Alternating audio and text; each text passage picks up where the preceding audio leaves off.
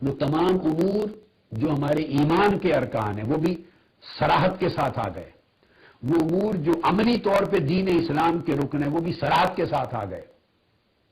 آقا علیہ السلام خاتم النبیین ہیں، آپ کے بعد کوئی نبی نہیں ہوگا، صراحت کے ساتھ آ گیا خاتم النبیین، قرآن مجید میں آ گیا. تو سمجھانا یہ چاہتا ہوں کہ جو امور ارکان دین ہیں ایمان کے درجے میں، اسلام کے درجے میں، وہ صراحت کے ساتھ قرآن مجید میں قطعی طور پر آ گئے. قطعیت سے، صراحت سے، آیات متشابہات میں نہیں، محکمات میں. اس کی تعویل کی بھی ضرورت نہیں ہے کہ آپ جھگڑا کرتے پھریں اس سے مراد یہ ہے، دوسرا کہے یہ ہے، تیسرا کہے مراد یہ ہے، چوتھا کہے یہ معنی نہیں ہے. پھر اس کی جزئیات اور تفصیلات حدیث نبوی میں آتی ہیں. اسی طرح اگر حضور علیہ الصلوۃ والسلام کی نبوت و رسالت کے بعد، ختم نبوت کے بعد، امامت و خلافت کا یہ عقیدہ منصوص من اللہ کا رکن دین کے طور پر، اصل ایمان کے طور پر اسی طرح ہوتا کہ اس کا انکار کرنے والا کافر اور نہ ماننے والا کافر، غاصب اور خارج از اسلام، اگر یہ دین کی بنیادی تعلیمات میں سے ہوتا تو 30 پاروں کے پورے قرآن مجید میں اسی طرح تصریحاً حضور علیہ السلام کے بعد کسی کو امام بنائے جانے کا ذکر قرآن میں آتا. کسی کو امام و خلیفہ قرآن مجید کی آیت سے بنایا جاتا. متشابہات میں جن کی تعویل کر کے جھگڑے کرتے پھریں.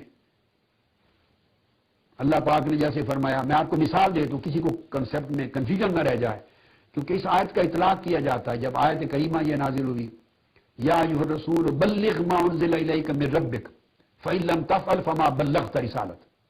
جو کچھ آپ کی طرف نازل ہوا پہنچا دیجئے، اگر نہیں پہنچائیں گے تو آپ نے رسالت کا حق ادا نہیں کیا.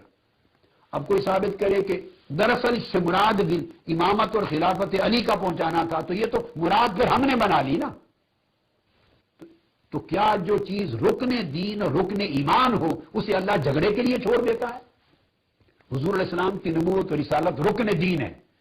کیا کوئی مسلمان ہے جو جھگڑا کرے حضور کی نبوت و رسالت کا؟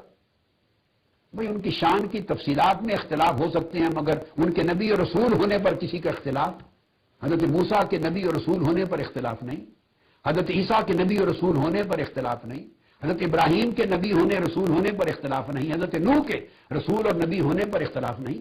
اولو العزم ہیں، 5 رسول ہیں، پھر دیگر ہیں.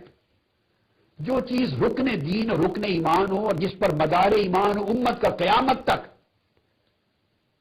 جس رب نے 6,500 آیات نازل کی ہیں قرآن میں، 30 پارے، 114 سورتیں، ایک آیت بھی اتارنے میں کوئی دشواری تھی جس میں مولا علی شیر خدا کو اگلا امام مقرر کر کے اعلان کر دیا جاتا؟ ایک آیت کہ 12 امام ہوں گے میرے اس نبی آخر الزمان نبی خاتم النبیین کے بعد، 12 امام ہوں گے اور وہ حضور کی اہل بیت میں سے ہوں گے، آل رسول میں سے ہوں گے. کیوں نہیں ایک آیت؟ ایسی ایک آیت اترنے میں کیا مذائقہ؟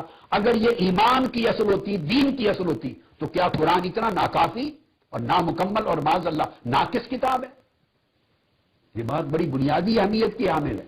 جب قرآن کہتا الیوم اکملت لکم دینکم واتممت علیکم نعمتی ورضیت لکم الاسلام دینہ، کامل کر دیا دین. تو جس دین کو قرآن نے کامل کر دیا، اگر اس میں اس چیز کا صریح اعلان نہیں ہے تو اس کا مطلب ہے یہ رکن دین میں سے نہیں ہے، چیزیں یہ اصل ایمان کی چیزیں نہیں ہیں.